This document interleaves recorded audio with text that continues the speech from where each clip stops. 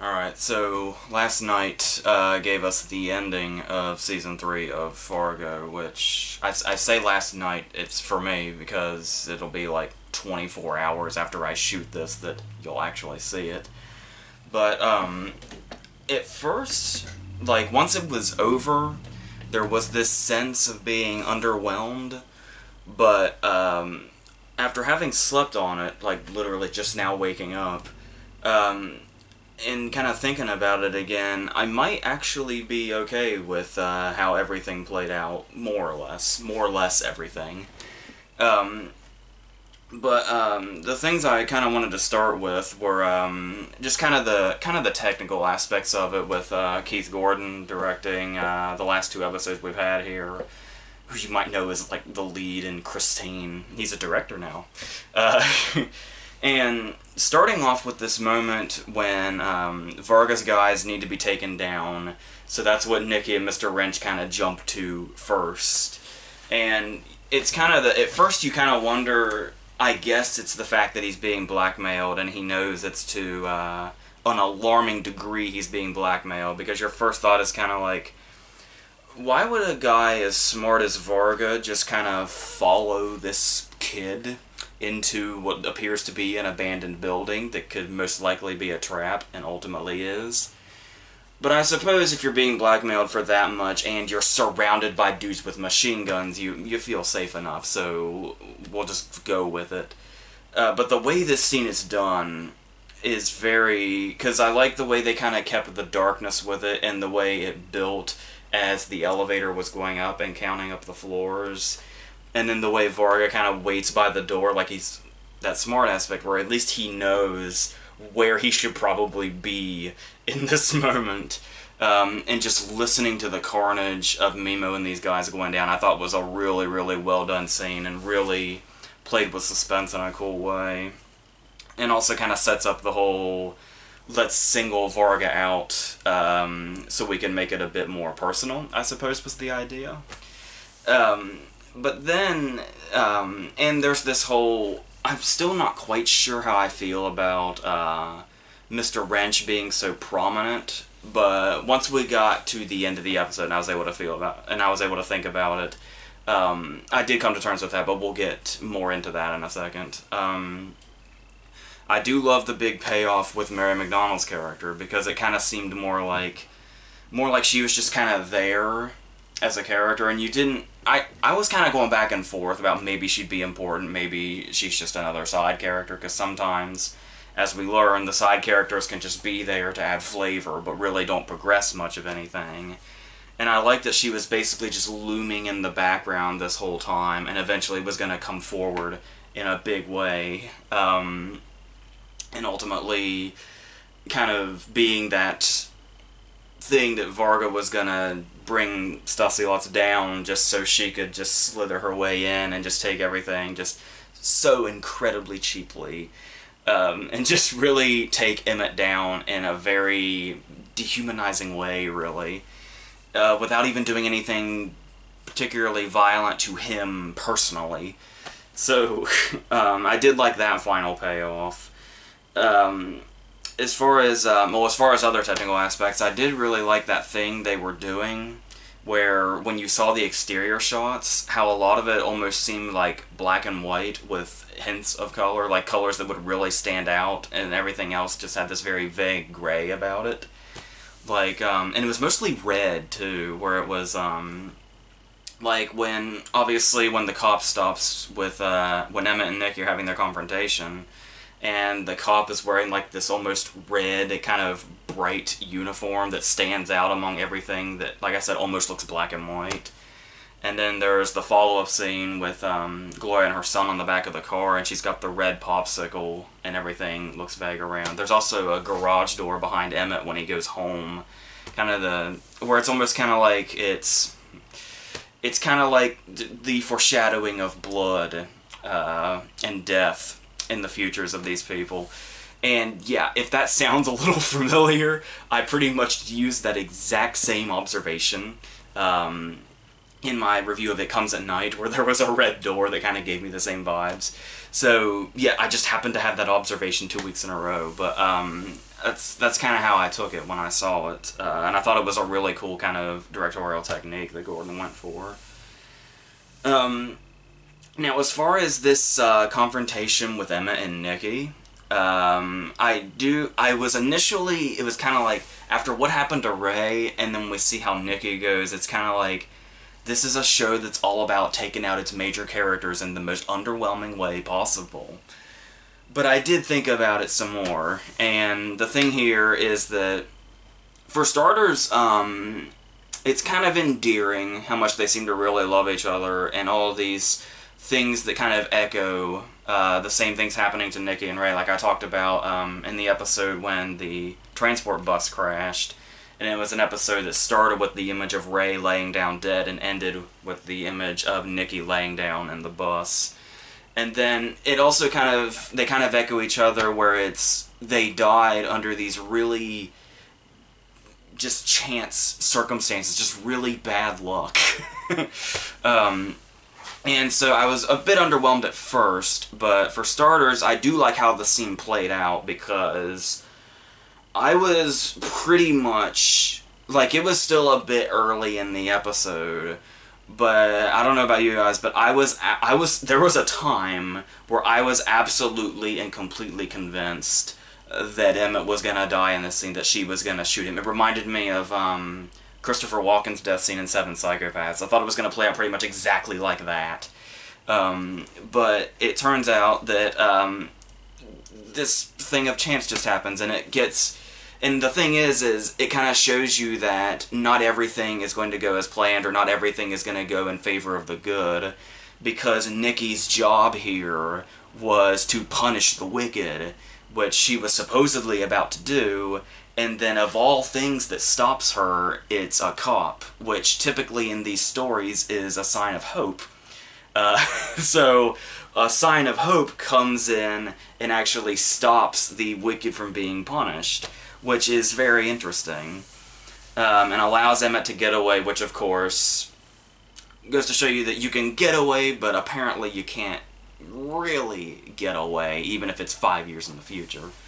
But to go on this as well, another thing I liked that they did here was, even though Nikki went out in such an anticlimactic way, I did like that they still made her death, the way they shot it and played the scene up, a big deal.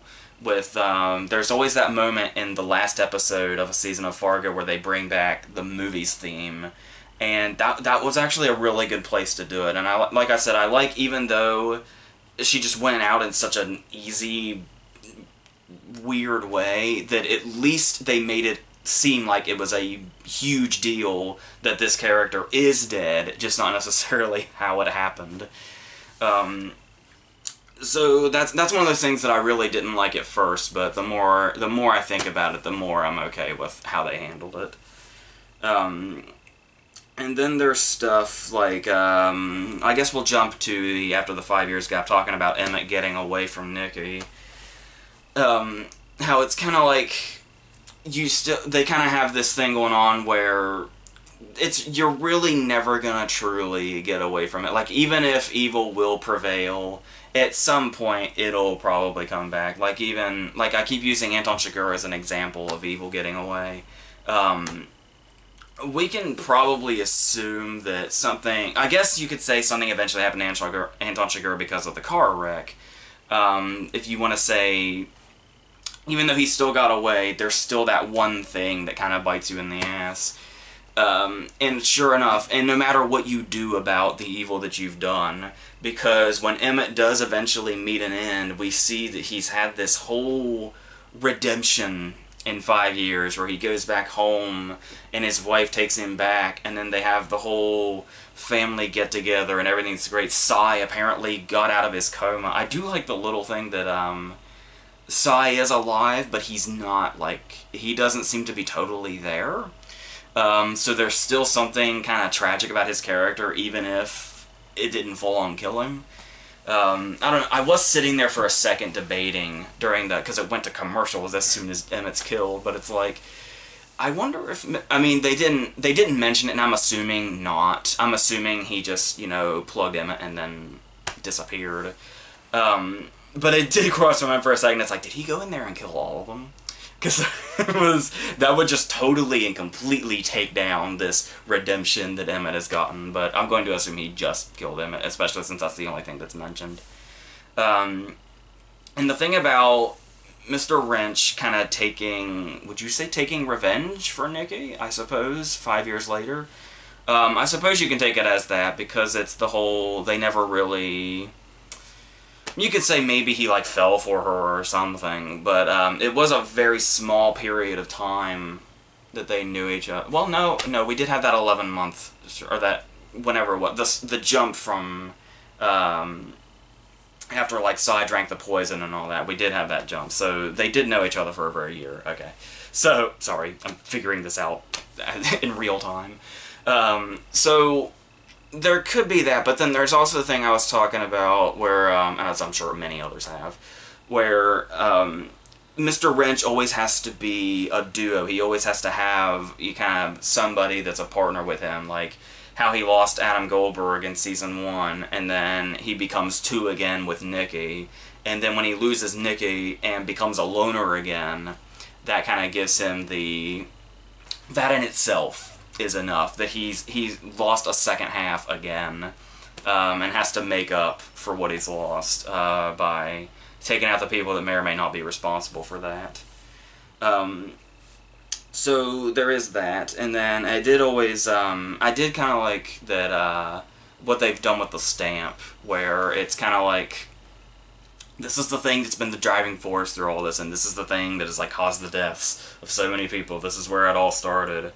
And how the way it just kind of ends up on the ground at the end, and we really linger on that too, where it's just kind of like this is what we all. It's kind of like that whole thing where it's like, I think it's like a theme in Coen Brothers movies where the whole thing about all the violence and all the carnage and all that is just how pointless it ends up being, and how all these people pretty much die for almost no reason. Like I said, Burn After Reading is a really big example of that one. And then just to kind of see the stamp just laying on the gravel, just worthless. It's literally like worth the actual 2 cents that it is supposed to be worth now. If even that. So I did really like that effect, and in general, the way Emmett's death was filmed is good. It gave me a very American Beauty vibe when we saw how Emmett met his end exactly. And then there's this whole thing about the ending, like the very last scene.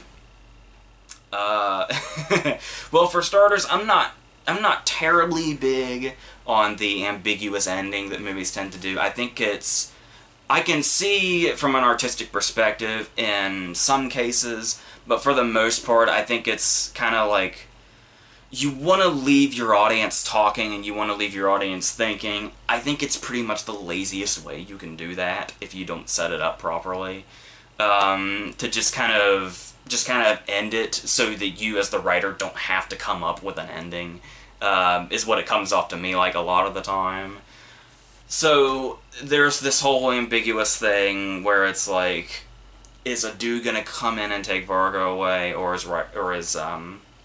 Varga going to go to Riker's going to go to prison while Gloria goes to the fair with her son?